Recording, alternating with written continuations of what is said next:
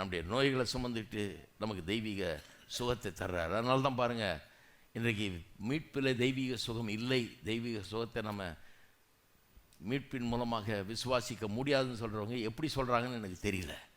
அவரே தேவகுமாரனே பரலோகத்திலிருந்து மாம்ச ரூபம் எடுத்து அவர் தாமே நம்முடைய பலவீனங்களை ஏற்றுக்கொண்டு நம்முடைய நோய்களை சுமந்தார்னு வேதம் சொல்லுதே.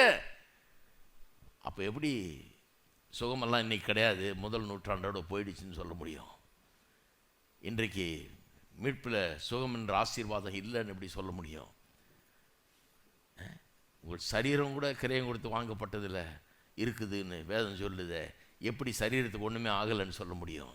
சரீரத்துக்கு சுகம் இன்றைக்கு மீட்பில் இல்லையா? அது சொல்லுகிறவர்கள் கொஞ்சம் யோசித்து பார்க்கணும். அப்படி சொல்லவே முடியாது. நான் சொல்கிறேன், இருக்குது. சரீர சுகம் மீட்பிலே இருக்கிறது. அப்போ அவர் ஏன் செத்தார்? நாம் வாழும்படியாக, ஜீவிக்கும்படியாக செத்தார். அவர் ஏன் பாவமானார்? நாம் நீதிமான்களாகும்படியாக. அவர் ஏன் பலவீனமானார்?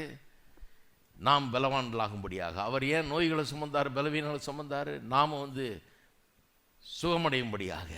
அவர் ஏன் அவமானப்பட்டார்? ஏனென்றால் நாம் மகிமைப்படும்படியாக. அவர் ஏன் பாதாளம் வரைக்கும் போனார்? நாம் பரலோகம் வரைக்கும் போகும்படியாக. அவர் ஏன் ஆக்கினைக்குள்ளாக தீர்க்கப்பட்டு தண்டிக்கப்பட்டார்? நான் ஏற்றுக்கொள்ளப்படும்படியாக, நீதிமானாக காணப்படும்படியாக. அவர் ஏன் என் நோய்களையும் பலவீனங்களையும் அவர் ஏன் சுமந்தார்? எனக்கு தெய்வீக ஆரோக்கியமும் சுகமும் உண்டாயிருக்கும்படியாக. அவரை கண்டு ஏன் தேவன் தம்முடைய முகத்தை திருப்பி கொண்டார்? என் தேவனே, என் தேவனை ஏன் என்னை கைவிட்டீர் என்று கதறுகிற அளவுக்கு என் முகத்தை திருப்பி கொண்டார்.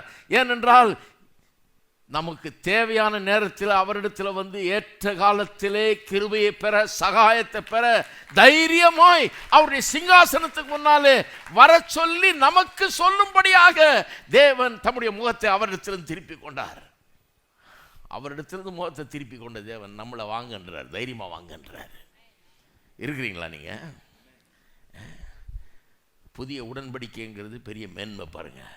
பழைய ஏற்பாட்டில் தேவன்கிட்ட போய் பேசிகிட்டு வந்து மோசையை பார்க்கறதுக்கே பயந்தாங்க ஜனங்க, முகத்தை மூடியான்னாங்க. அது ஒளி பிரகாசம் அவ்வளோ அடிக்குது, ஏன்னா கடவுளோட போய் இருந்துட்டு வந்திருக்கிற நீ, எங்களால் பார்க்கக்கூட முடியலன்னாங்க. கர்த்தர் பேசினார், மலைகள்லாம் அதிருது.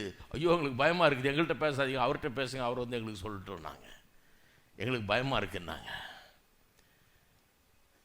தேவனுடைய சமூகத்தில் போகிறதே அவ்வளோ பெரிய ஒரு இதாக இருந்தது. அவருடைய பிரசன்னத்தில் இருக்கிறதே பெரிய இதாக இருந்தது. புதிய உடன்படிக்கை மக்கள் நாம் எவ்வளோ பெரிய ஸ்லாக்கியம் என்கிறத, மீட்கப்பட்டிருக்கிறோம் இன்றைக்குங்கிறத, எவ்வளோ பெரிய ஸ்லாக்கியம்ன்றதை கொஞ்சம் எண்ணி பார்க்கணும். நம்முடைய மீட்பு என்ன பண்ணியிருக்கு நமக்கு?